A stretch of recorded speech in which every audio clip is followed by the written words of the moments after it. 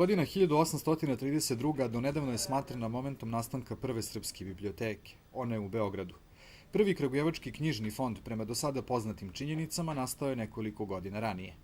U ove tvrdnje dugo niko nije sumnjao, sve dok istoričar Dejan Ristić nije naišao na dokumenta koje dokazuju da je biblioteka u Kragujevcu zapravo prva osnovana u modernoj srpskoj državi.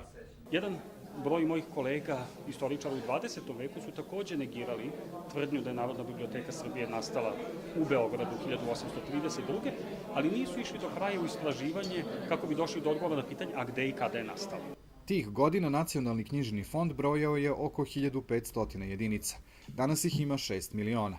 Biblioteka je radila bez čitaonice, a među ljubiteljima knjiga, kao i danas, bilo je nesavesnih čitalaca, ali su bibliotekari taj problem rešavali ovako.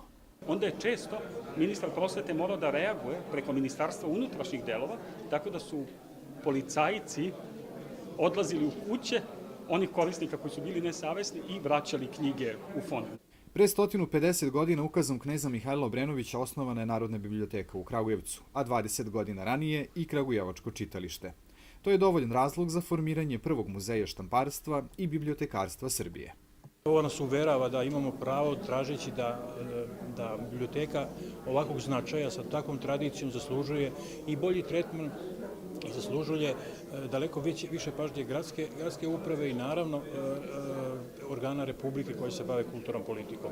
Iako ima najdužu tradiciju u knjižarstvu, vek i po od osnivanja biblioteka u Kragujevcu i dalje nema svoju zgradu. Razmeštena na nekoliko lokacija, sa fondom od pola miliona knjiga, živi u tuđem prostoru i neadekvatnim uslovima.